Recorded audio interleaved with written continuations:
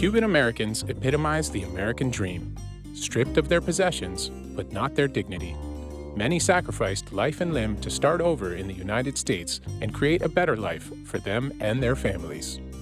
Almost 60 years ago, Democrat President John F. Kennedy abandoned Cuban dissidents at the Bay of Pigs, leading to decades of tense relations between the U.S. and Cuba. Trump says that Cuban Americans should not vote for Joe Biden because Biden is a socialist sympathizer. But how does Donald Trump compare to Fidel Castro? Let's check the facts.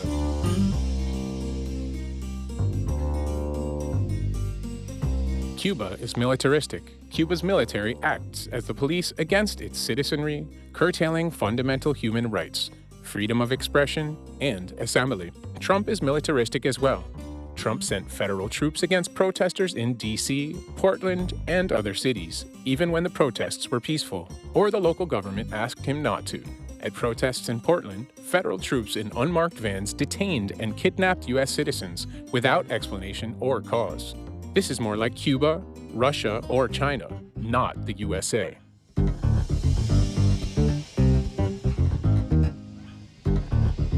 There's a brain drain in Cuba. Talented people leave Cuba as quickly as possible. Cuba's government is full of loyal but unqualified party members. There's a brain drain in Washington as well. Trump's administration has recorded record turnover, with qualified civil servants leaving critical positions that are then filled with unqualified friends of Trump's. These incompetent cronies then work to weaken or dismantle the very entity they are tasked with overseeing, like the U.S. Postal Service, the Environmental Protection Agency, and more. When it comes to extremes, Joe Biden is as moderate as they come, but Castro was an extreme leftist, and Trump is an extreme rightist. Castro and Trump are actually closer together ideologically than Biden with either of them.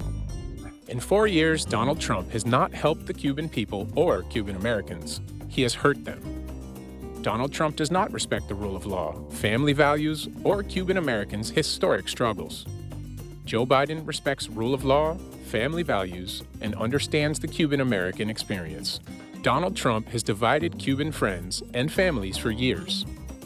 Don't you think we've had enough chaos and division? Isn't it time for a unifier, not a divider? Isn't it time for a moderate like Joe Biden?